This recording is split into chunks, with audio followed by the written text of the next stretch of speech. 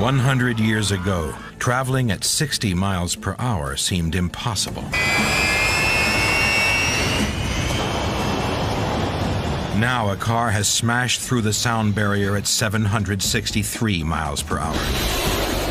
Land speed racers risk their lives with every run.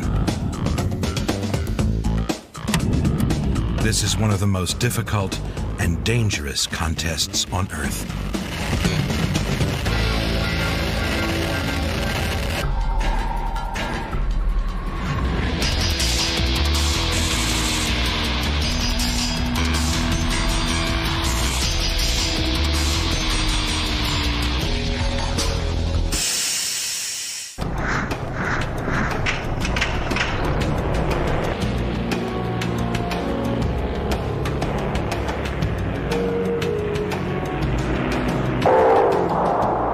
Ever since the invention of automobiles, a select few racers have been obsessed with driving them to their limits. For the most daring, the land speed record has been the ultimate reward. The land speed record is actually one of the most fascinating and I think it's the most exciting thing you do on God's Earth. I'm absolutely convinced of it. There are many different categories, but none has more glamour than the unlimited world land speed record. Once you've fought through a land speed record effort and then been successful, everything by comparison becomes rather pale. Jet-powered cars are now unrivaled for speed, but this electric car represents the future. As soon as any new technology becomes available, there is always someone prepared to test its limits. Land speed records are nothing but adrenaline. Pat Rummerfield has triumphed over horrendous injuries to push the land speed record into the new millennium.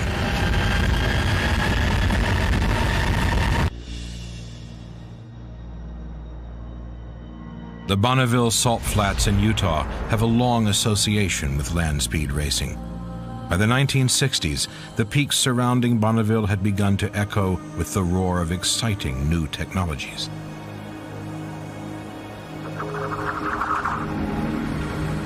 This was a time of experimentation.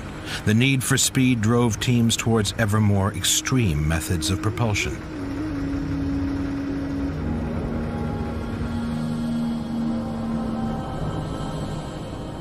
The power of the rocket proved phenomenal.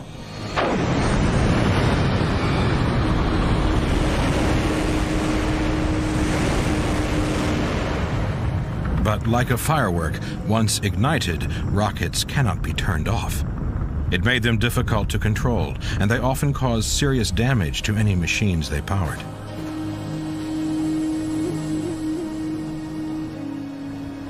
Jet engines, by comparison, were easy to control. They could sustain high speeds and were much simpler to maintain. The new technologies were faster, but they could be lethal. In 1962, Glenn Leisher's car, Infinity, exploded mid-run, killing him instantly. He was not the first or the last to die. But nothing could deter the men who wanted to be the fastest on Earth. Hidden in a backyard workshop in California, an extraordinary machine was beginning to take shape. At only 25 years of age, its young designer had ambition and sponsorship to match.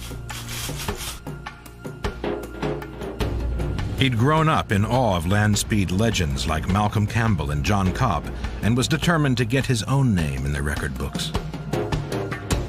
Craig Breedlove has been mad about cars since the age of 15. His need for speed was to change the land speed race forever.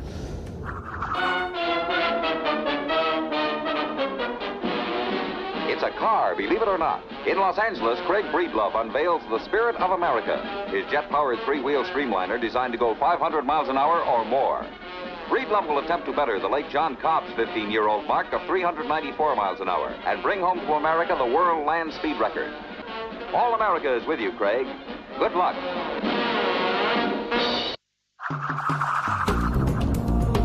When Breedlove arrived at Bonneville in 1963, it was the start of a revolution.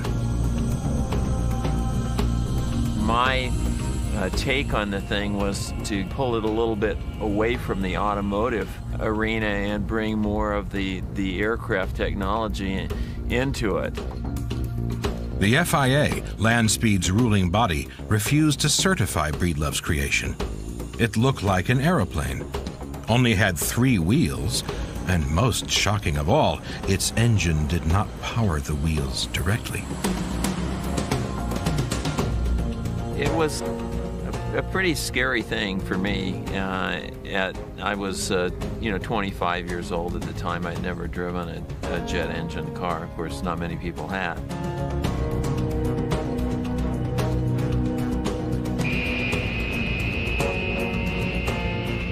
Spirit of America was a jet engine on wheels. Steering the car was an unnerving experience. That was pretty terrifying because we had devised a steering system for the car that consisted of differential braking of the 2 back wheels and a steering rudder. And actually, the system didn't work. So later the same season, Breedlove returned to the Salt with a modified Spirit of America. The addition of a tail fin made the car more stable.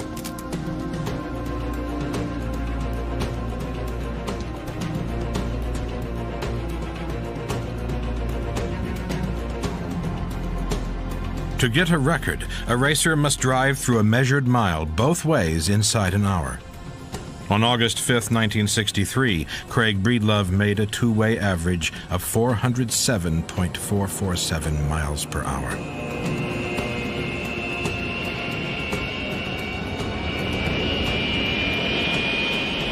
But the really good news came from the FIA. To accommodate Breedlove's new technological approach, the official ruling body agreed to create a new record category, the Land Speed Unlimited. It set off a blaze of competition. Once we had set the record, it kind of drew a whole bunch of people into it. And that's really when Arfons got involved. I only knew of him through his drag racing. In his cluttered backyard workshop in Ohio, Art Arfons has been building and racing dragsters for years. For Arfons, the legalization of jet engines was a dream come true.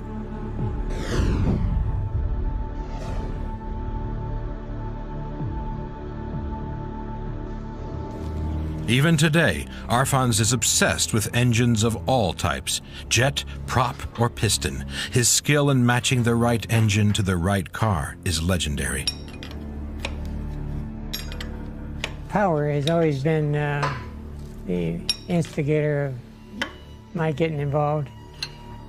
Back in the late 50s, jet engines were up for bid on the government auction. You could buy them for $300, $400, and $500. And that's when I decided I wanted to put a jet in the car.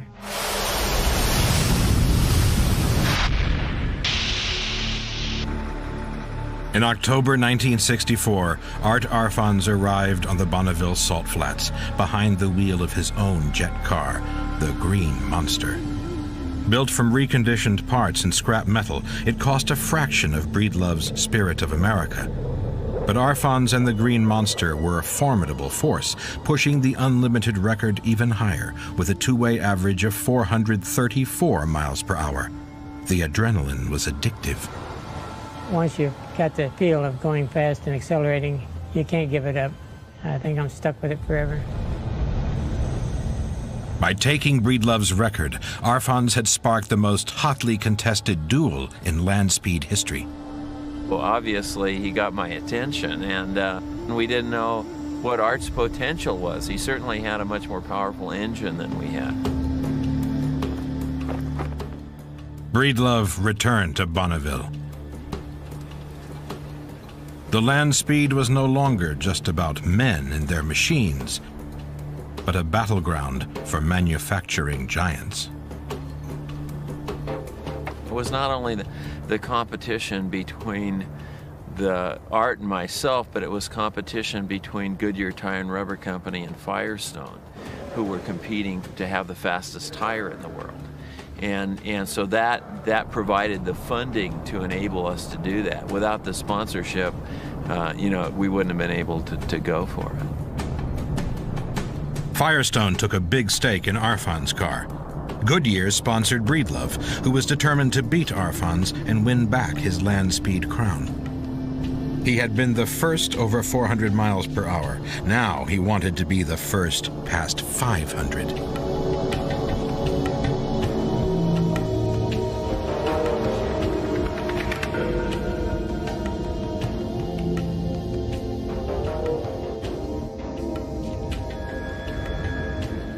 It's been 35 years since Craig Breedlove almost died at this exact spot at Bonneville.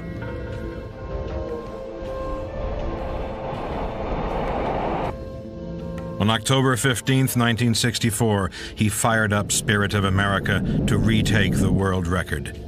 Breedlove was about to become the luckiest man alive.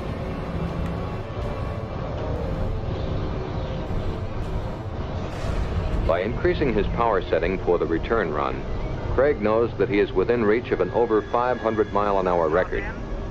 What he doesn't know is that this is going to be the wildest ride of his life.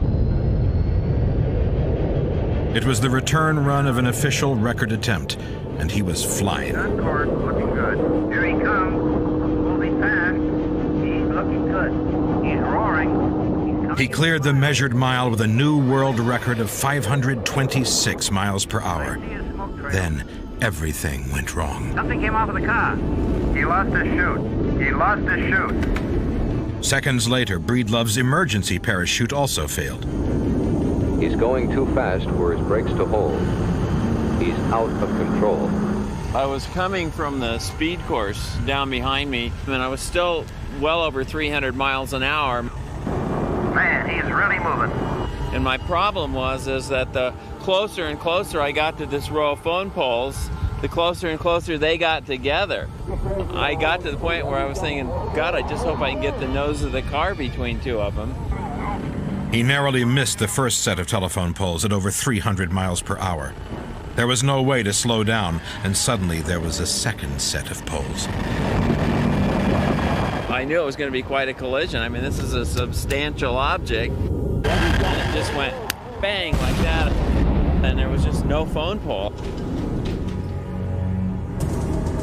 As Breedlove's team raced to his aid, Spirit of America careened on, plowing through an embankment and pitching into the saltwater pond on the other side.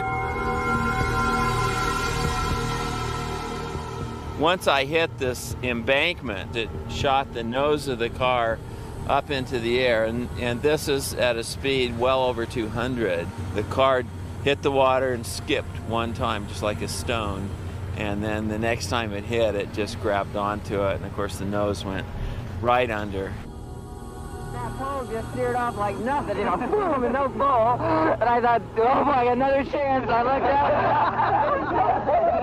I hit the water, that water started slowing me down. I seen this big old bank coming, I thought, oh no. I was just almost giddy with joy because I had basically just written my life off. I mean, I thought, this is it. I'm not going to get out of this scrape. Lifting the canopy off and trying to get my belt on, I couldn't get my mask off, and the water was filling up like that. And I thought, what a way to go. All this and I'm going to drown. Next one. Saw my dad coming, saw, guys I'd gone to school with, everything, and it was a pretty high time.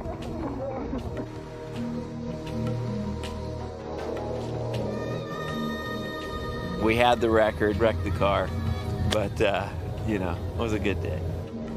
To break the world record, he had almost paid the ultimate price. Really, you're on your own. There's no one that can help you in any kind of an emergency. It's really up to you and the machine and the circumstance as to how you're going to survive.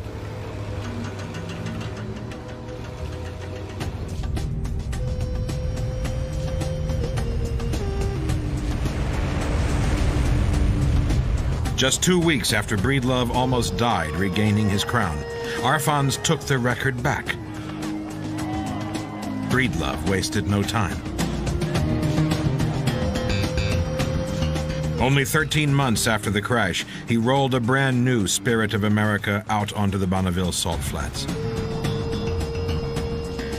The new car was big on investment and technology. The world held its breath as Breedlove and Arfons dueled on the salt.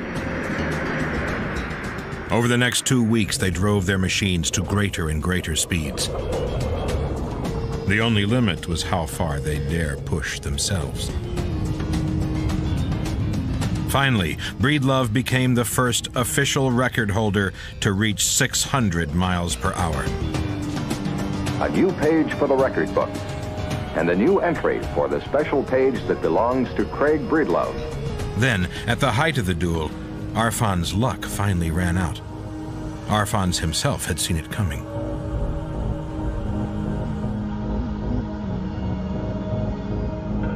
I had a premonition. I had seen myself crash, and then it made me a little more apprehensive.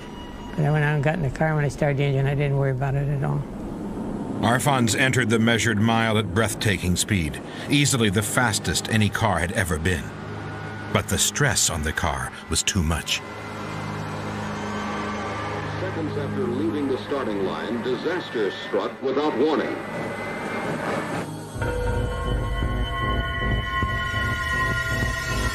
Lights were cut all over.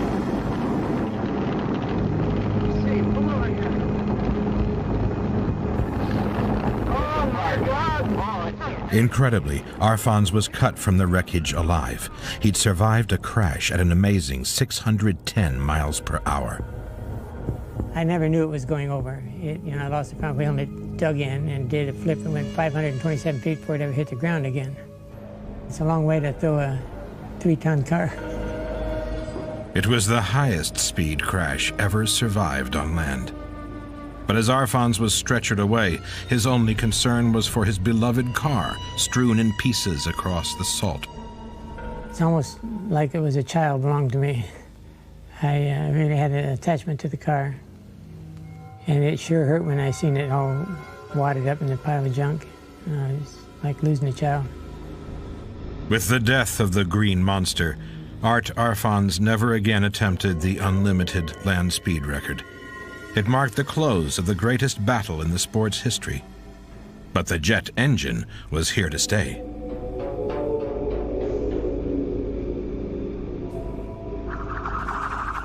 It would be another 18 years before a jet car retook the unlimited record.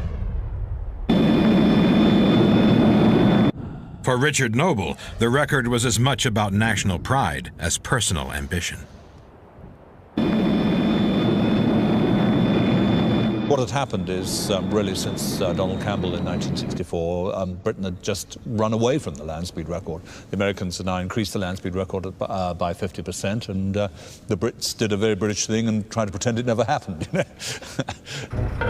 With its side-mounted cockpit and a single jet engine, Noble's Thrust 2 bore a passing resemblance to Art Arfons' famous Green Monster. But the car's solid aluminum wheels slid all over the salt surface. Noble's record attempts at Bonneville were hopeless.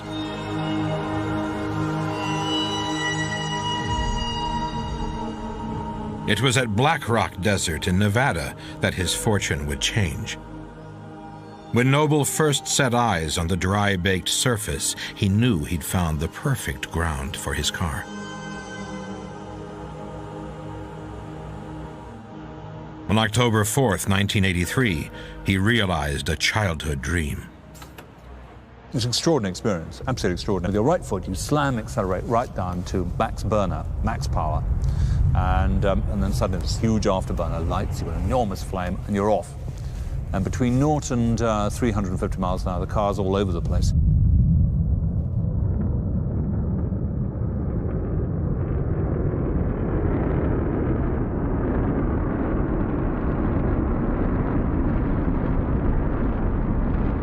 as you start to come up to 650, which is the fastest I ever got to, the extraordinary thing is that your mental processes are turning over very, very fast indeed. So everything is happening in slow motion.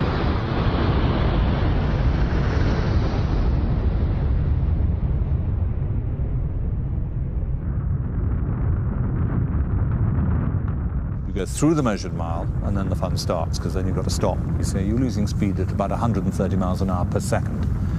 And what actually happens is that the inner ear can't cope with this. It's called the somatogravic illusion. And you get the impression firmly that the whole world is just doing that, and you're driving vertically into the desert. Richard Noble broke the land speed record with a two-way average of 633 miles per hour and took the title record back to Britain for the first time in nearly 20 years. But Noble's next car was to make Thrust 2 seem like a toy. What we wanted to do is to push on and get the supersonic. That was the big one. You know, that's the that's the Mount Everest, if you like, of land speed record racing. Almost from the first day a jet engine was used in land speed racing, many had wondered if a car could ever break the sound barrier. Most people thought it was impossible. Almost everyone thought it was suicidal. But in August 1995, Richard Noble unveiled a new car.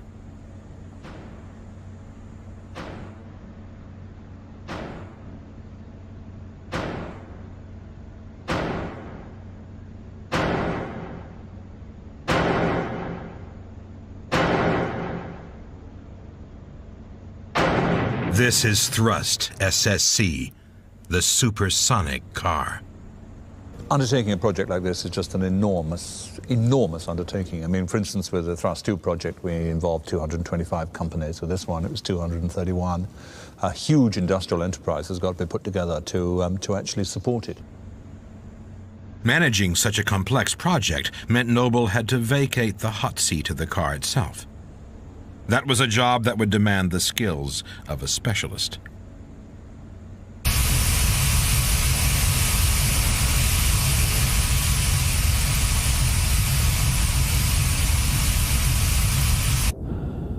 Andy Green is a Royal Air Force Tornado fighter pilot.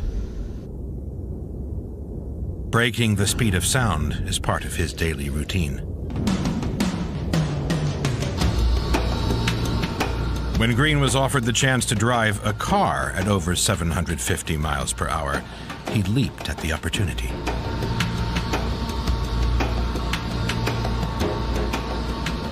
It's a chance to do something which every little kid dreams about. Every little boy wants to be a jet pilot and a space pilot and a land speed record driver. It is something intrinsically very, very exciting.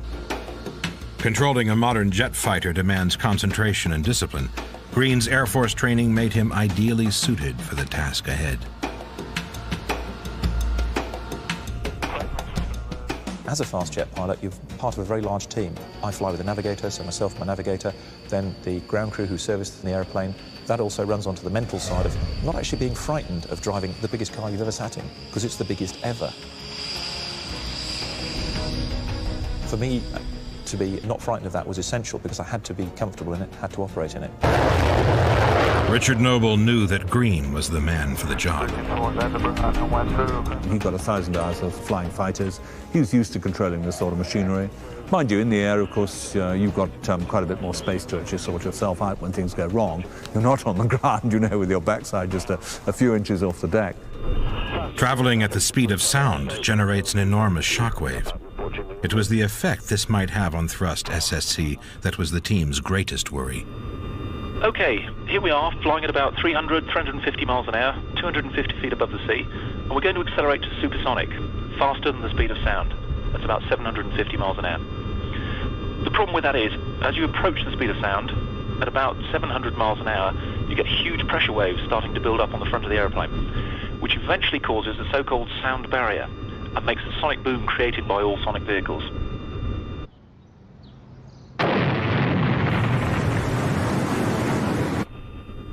Now, in an aeroplane, this isn't really a problem, because the pressure waves, the shock waves, actually spread out from the aircraft in all directions. Of course, with a car, that's very different, because the shock waves underneath the car have nowhere to go. There's a huge pressure build-up under the car. That's the difficult bit about going supersonic on land. Any buildup of pressure between the supersonic car and the ground would be catastrophic. If you get it wrong, the car will take off and it'll go straight up through the clouds. It won't just tumble like a little Formula One car or something. It'll go up through the clouds. It'll be a most awful spectacle. The decision to give Thrust SSC twin jet engines was not just to provide extra power. It was to ensure stability and keep it on the ground. With two massive engines, Thrust SSC weighed in at 10 tons, the heaviest and biggest land speed car ever built. Basically, the heavy bit is the engine, so it's got to be up near the front wheels, so you get your 60% on the front wheels. If that's the case, where do you put the driver? Well, suppose we have two engines. That's good, so we get the weight in the right place. Then we put the driver in the valley between the two engines. That works well. And then we've got to have a nice pointed nose on it to minimize the size of the shock waves. And then before long, the car actually designs itself. By far the most controversial aspect of the car's design was its steering. Normal front wheel steering was not an option. We could steer the front wheels, we'd put bulges on the side of the car, but if we did that, then that would be an increase in cross-sectional area and we'd never go supersonic. So this little team of three solemnly decided to build a rear-wheel steer car. I mean, to really sort of double the risk. Rear-wheel steering is more normally found in forklift trucks rather than high-performance cars. The first tests in 1996 were carried out in the Al Jafar Desert in Jordan. But the rear-wheel steering was almost impossible to control. We had a lot of problems with keeping the vehicle stable. We had created what we believed was the greatest vehicle ever created for the land speed record. It was going to do something no other vehicle had done, but it was very, very hard to control. Now, my fear was letting the team down because my driving abilities weren't enough to control what was basically a directionally unstable car. You know, the definition of an undrivable vehicle is the driver is not good enough to control it. That was always my greatest fear. It had taken 4 years to get this far, but the fastest the car would go was only 340 miles per hour. As time dragged on, the team's morale and faith in the car reached rock bottom.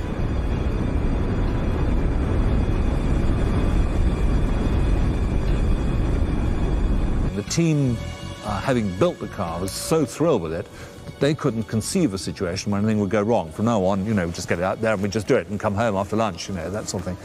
And of course, it wasn't like that. And basically, we were a disaster. We were a team who were talking about going supersonic, had somehow created this enormous car and had got 340 miles an hour. You know, we were bad news. By the time unseasonal rain drove them home, Noble's team was dejected and the project almost bankrupt. 10 months later, the Thrust SSC team traveled to Black Rock Desert, Nevada. The only thing that had kept them going after their disastrous trip to Jordan was grim determination. The steering and suspension had been completely modified and rebuilt. By the time it rolled out onto the desert on September 8, 1997, driver Andy Green's faith in the car had been totally restored. Rehearsals were over. For 5 weeks, FIA timing equipment would officially monitor Thrust SSC's attempt to break the sound barrier. We had built the ultimate research tool. It was 54 feet long, it had 100,000 horsepower, and would then produce from its 100 sensors everything that was happening to it. We were doing a safe approach, and we needed to test all the system and to test the airflow very gradually building the speed up so that every single time as we got to a speed, we analysed all the data, we knew we were safe. We could safely add 10 miles an hour onto the speed and still be perfectly comfortable, and the airflow wouldn't do anything strange. The team's tactics paid off. Day by day, Green slowly edged Thrust SSC ever closer to Mach 1, the speed of sound. 0.661. I'll read back the mile. 700.661. After 3 weeks, they captured the official unlimited world record with a two-way average of 714 miles per hour. But dust storms hampered their work, and the sound barrier was still proving elusive.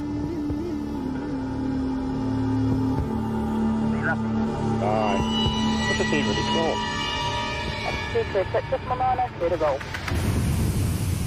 Finally, with just days of the season left, conditions were perfect.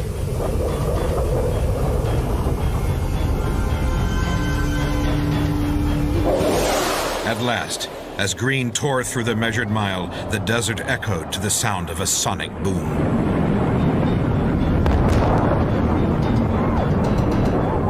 Thrust SSC had broken the sound barrier on the first leg of its run. But as Green released his main chute, all hell broke loose. Nothing on chute 1, we can shoot 2. 2 miles to go, 400 miles an hour. Just like it had to Craig Breedlove 33 years before, a faulty chute failed to stop the car. Luckily for Green, Black Rock has more room than Bonneville, and there are no telephone poles to hit. But with the overrun, a valuable 15 minutes of the allotted 1-hour turnaround were wasted, towing the car back to the course. Green was up against the clock, but on the return run, the car was handling like a dream.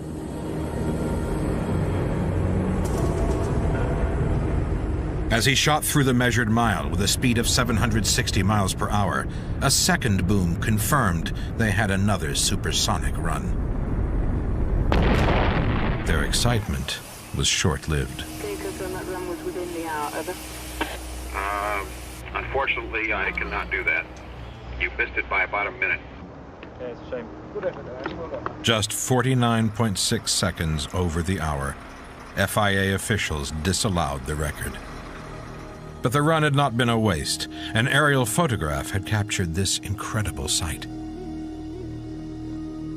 The supersonic shockwave spread out as a line from the nose of the car, highlighted by the sunlit dust. The following morning, spectators turned up in force in the hope that they could witness history being made. The question now was, could Thrust SSC do it all over again?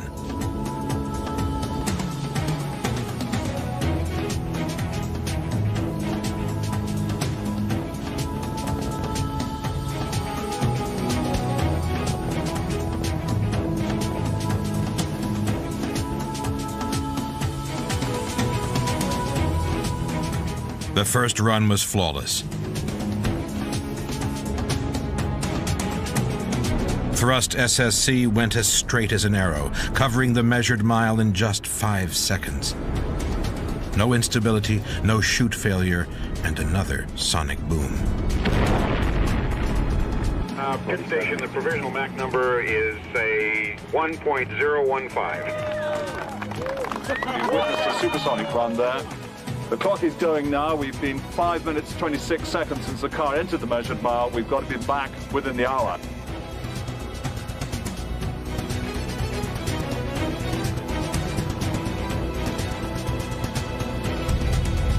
Richard Noble didn't need to worry. It was a textbook turnaround.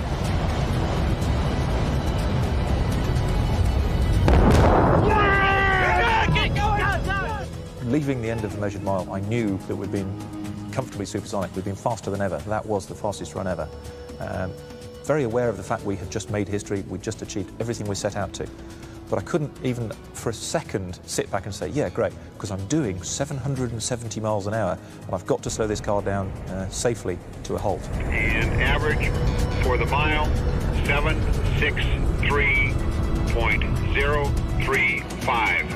And a provisional Mach number on the return run, 1.020. Well, we've just achieved what we set out to achieve all those years ago, eh?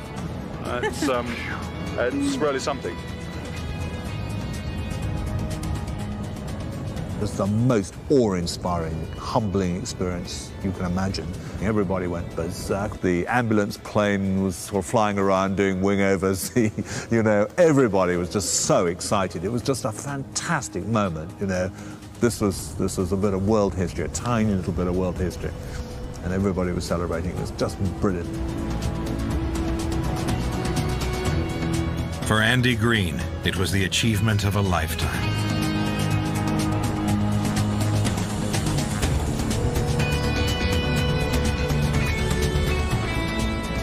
We've already done the greatest record, the one that everybody said couldn't be done. We have pioneered that trail. Even if we followed, we would only be tourists in our own footsteps second time round. Breaking the sound barrier on land is an extraordinary record. Until the next generation of jet engine becomes available, the thrust team has pushed technology to the edge. But even the mighty jet may one day be replaced. Technologies of the future are opening up new frontiers for land speed racing.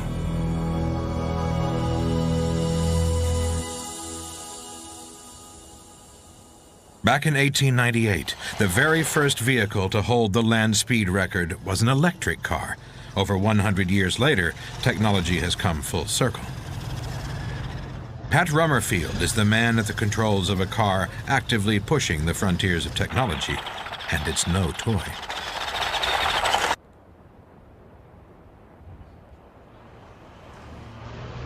This is White Lightning, a high-performance land speed vehicle for a modern age. Its crew is out on Bonneville, pushing the boundaries, just like the pioneers of the jet cars in the 1960s. This machine runs on what is to become the propulsion system of the 21st century. A few years ago, it would have seemed as unlikely as a car breaking the sound barrier. But White Lightning is an electric car, capable of speeds even greater than Formula One racing cars. We got over 6,000 batteries here. I don't think anyone's ever wired so many small batteries together at the same time. We could get 300 kilowatts of power. 300 kilowatts is 30,000 100-watt light bulbs, all at the same time.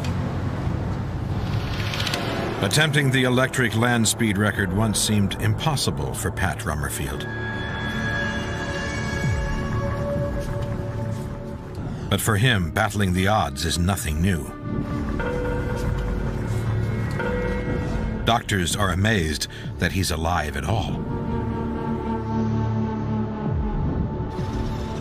Rummerfield's playful nature belies an incredible story of personal courage and determination.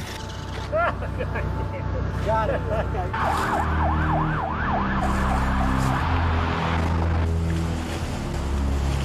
St. Louis, Missouri.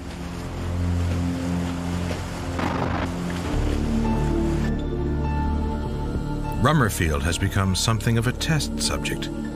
25 years ago, a horrific car crash left him fighting for his life.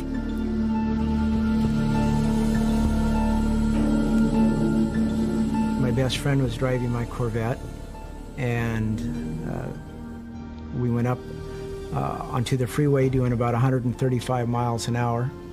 He lost control of the car, and we went flying off the freeway. His friend walked away without a scratch, but doctors are stunned that Rummerfield is able to walk at all.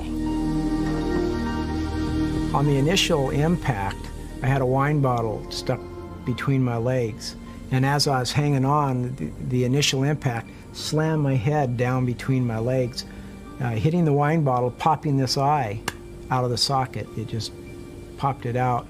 From there, I went into the windshield and came back at such velocity that it sheared the seat. When paramedics found him, he had sustained multiple injuries to his shoulder, chest, and neck. The outlook was grim. After arriving at the trauma center, a team of orthopedic and neurosurgeons met with my father and told him basically I had 72 hours to live, that I was just too busted up for them to do anything with. Rummerfield had damaged his spinal cord and was paralyzed from the neck down. But he refused to give in.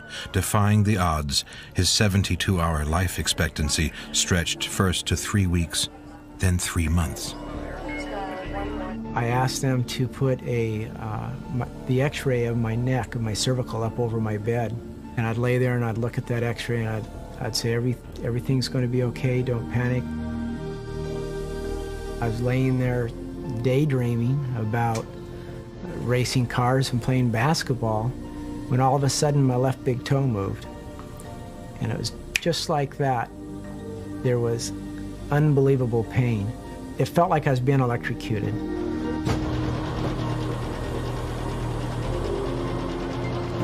Immediately after that came the hot pokers. It felt like I was being burnt everywhere. It was just like my body was on fire. With an internal flick of a switch, Rummerfield's brain had found a way to reroute electrical impulses throughout his entire nervous system. We don't know exactly what it is about Pat that allowed him to recover to such a great extent. If you compare his MRI to other individuals that appear to have the same degree of injury in the spinal cord, yet they're stuck in a wheelchair. It took him almost 2 years to walk, well over, 7 years to even partially run. If he doesn't exercise every single day, that greatly reduces his ability to even walk. So you can imagine how hard Pat needs to work to break the land speed record. Pat Rummerfield wages a constant battle against paralysis. To him, attempting a land speed record will prove a point. I run in marathons. I haven't won one. I usually come in last. But when it comes to setting land speed records, where you put a person with a disability on an even keel with able-bodied people. I wear these so I can't hear myself scream. I think my past successes have proven that we are just as capable as any able-bodied person if given the chance. As Rummerfield climbs into his cramped cockpit, the atmosphere is tense. He knows that without 3 years of hard work by his team, he wouldn't be here.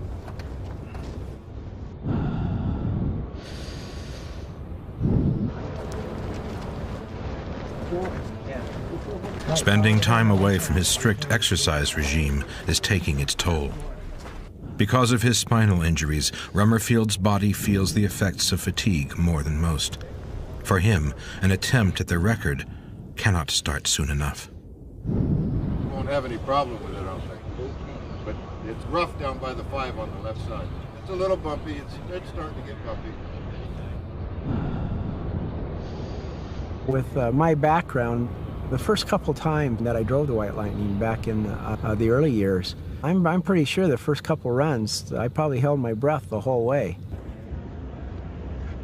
At last, officials give Rummerfield clearance to attempt the first leg of the two-way run required for an electric world record. White Lightning is unlike any other land speed car. Its engine produces no characteristic roar, just the whine of a single battery-powered motor.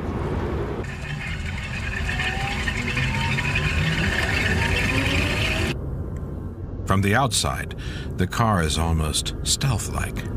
It's so silent, it just looks like almost like a mirage as it's floating down and it's just hovering right above the salt. But inside the car, it's a different story. The salt, as you're going over 200 miles an hour, sounds just like someone's underneath the car with a sandblaster. Any shock or any bumps is translated right up through my spine to my brain. Not an ideal situation for a person with spinal injuries. Your brain has to work 3 to 4 times harder to translate the images coming through.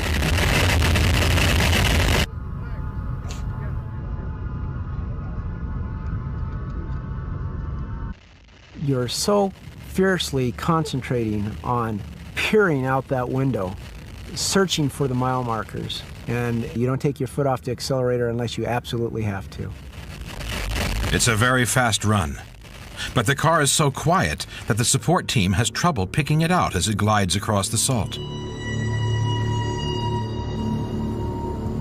That's him, I'm telling you. I can see the yellow chute. I can see that's the car. It's him. It's coming. Okay. Well, you guys got a yellow chute, right? Yellow and black chute. As Rummerfield pulls in, the crew gets word of his speed through the first run. Hear the number? No. 248. Wow. We're in good shape. Good. The existing record stands at 215 miles per hour. With a speed of 248, Rummerfield is on course for a new record.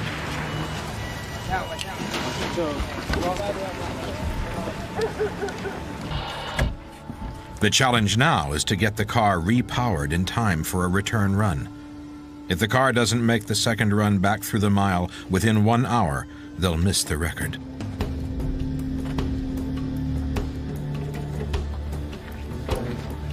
I got it.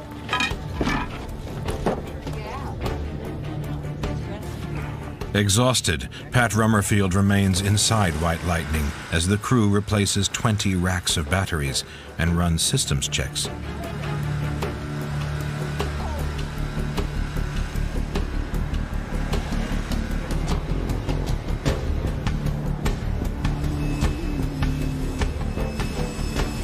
"45 minutes later, comfortably ahead of schedule, both car and driver are primed for their return run.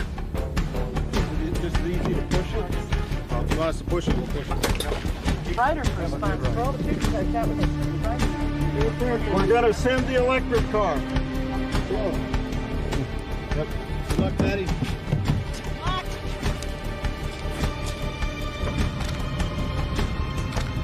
Well, a good trip. As the car heads back down the course, Rummerfield is just moments away from the history books. Godspeed, Mr. Rummerfield.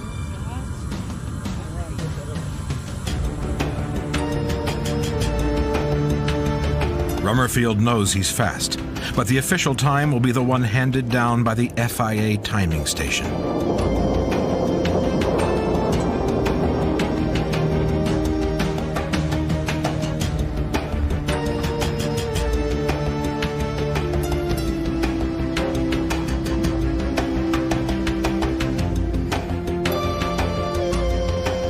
As he opens his canopy, word from the timing officials comes through. They've done it. 245.524, average over the mile. Congratulations, you did it, guys. Congratulations. I feel like God's really blessed me. I've gotten a second chance, and this run was right on the edge. Yesterday's history, tomorrow's mystery, and today's blessing. Pat Rummerfield epitomizes the spirit of those who pursue the land speed record. He has proved that electric cars are the future. One day, they may even eclipse the jet cars. The land speed record is the ultimate race, a race that has lasted for over 100 years. One day, Andy Green's supersonic record will be broken. Whoever tries it is going to find it very, very difficult to go faster than we did. What I hope is that they succeed, and they succeed sometime soon. For someone who cheated death in the pursuit of the world record, Art Arfons knows how much courage that will take.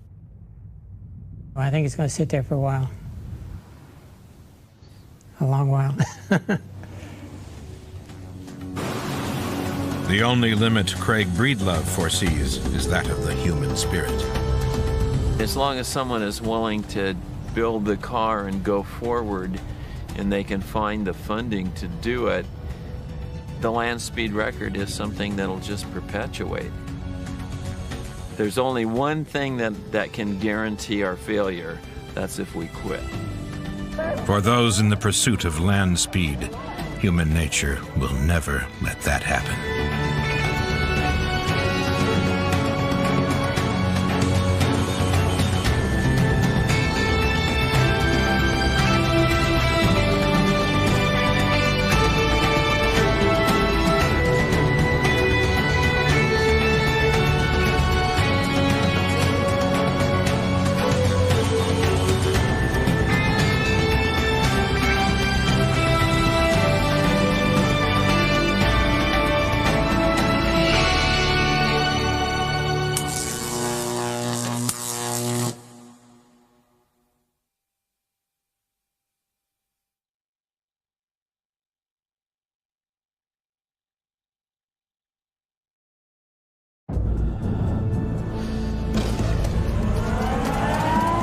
100 years ago, traveling at 60 miles per hour seemed impossible.